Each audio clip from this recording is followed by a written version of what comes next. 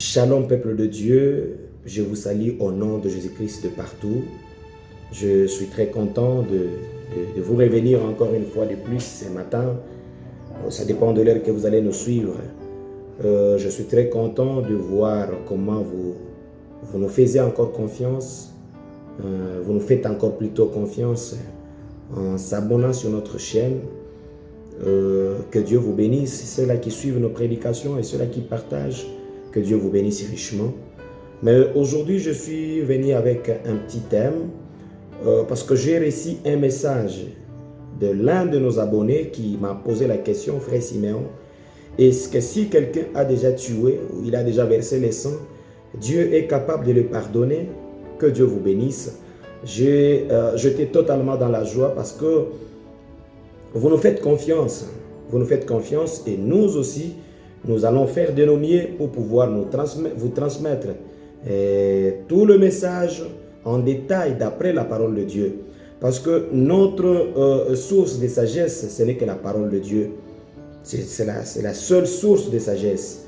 Alors pour aller plus rapidement, je vais prendre d'abord le livre des Actes des Apôtres chapitre 2. Nous allons commencer à partir de 37 à 38.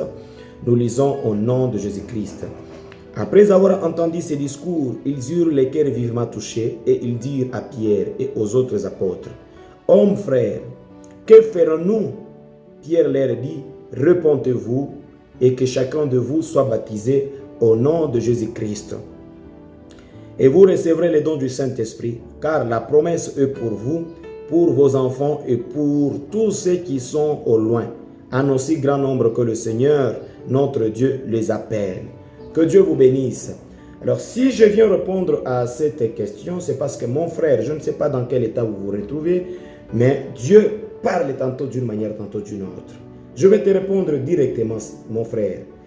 Vous voyez cette portion de la Bible que j'ai prise? Cette portion, elle vient de Dieu, inspirée par Dieu, parce que Dieu, quand il avait ses disciples, Jésus, quand il avait ses disciples, il a enseigné, il faisait des miracles, il faisait des prodiges. Parmi les disciples qui les suivaient, il y a ceux-là qui suivaient Jésus parce qu'il avait la nourriture. Il pouvait multiplier les pains, il pouvait multiplier le poisson, il pouvait les guérir. Mais c'est comme aujourd'hui parce que la même chose se répète. Si vous allez dans les églises et remplis plein, parce que les gens cherchent à voir le miracle. Or, les miracles passeront. Le prodige passeront, mais c'est la parole de Dieu qui demeure de l'éternité en éternité.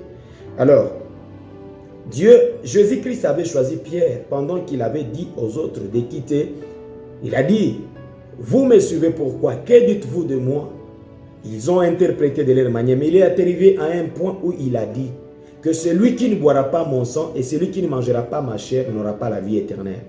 Alors, pendant qu'il disait comme ça, ces gens-là, ils étaient vivement touchés. Ils ont dit, cet homme est devenu un carnivore. Jésus nous demande de manger sa chair et de boire son sang.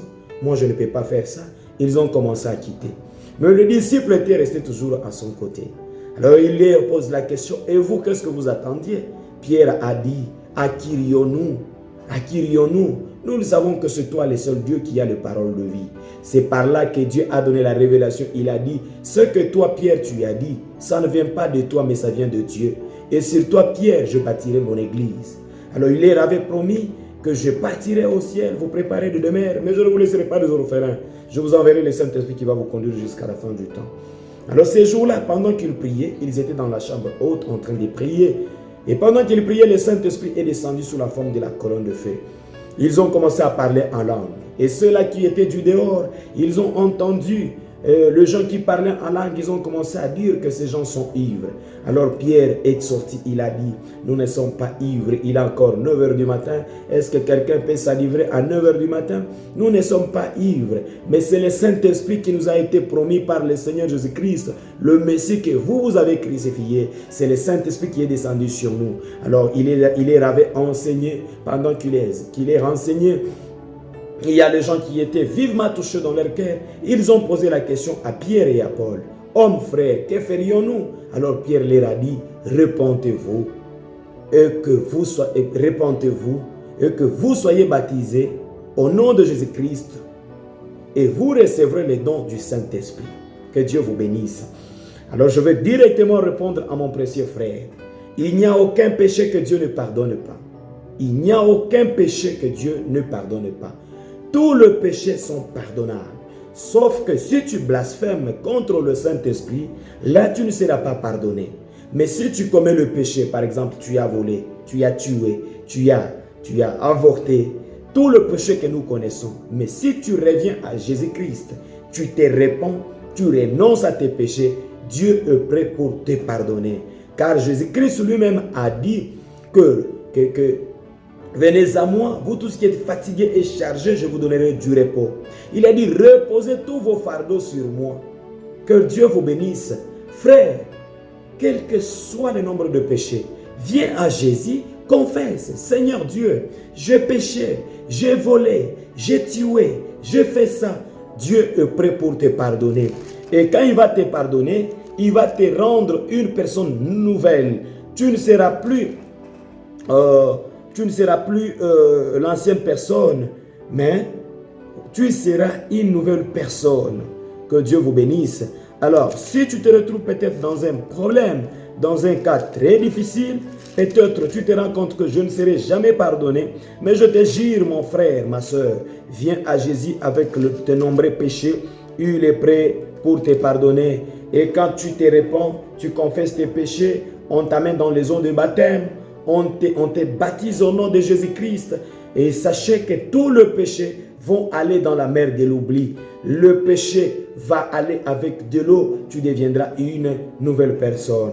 Alors, si tu as déjà péché, tu y as déjà tué, tu y as déjà versé le sang, tu y as déjà avorté, l'occasion t'est donnée encore. Repends-toi, viens en Jésus, repends-toi, confesse tes péchés. Jésus est prêt pour te pardonner, il est prêt pour te donner une nouvelle vie. Car Jésus-Christ sauve, Jésus-Christ délivre, Jésus-Christ est tout en tout. C'est pourquoi Jean-Baptiste, il a dit que Jésus-Christ, il est l'agneau expiatoire.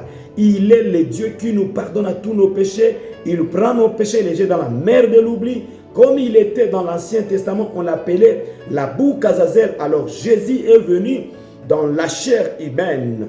Il s'est donné lui-même en rançon. Il a versé son sang, on a craché dans ses yeux. Pour toi et pour moi, nous sommes des pécheurs. Pendant que nous vivons dans ce monde, nous rétrogradons, nous commettons des péchés tantôt d'une manière, tantôt d'une autre. Alors, bon courage, viens à Jésus, il est prêt pour te pardonner, il est prêt pour te donner la nouvelle vie. Dieu reste que Dieu vous bénisse richement.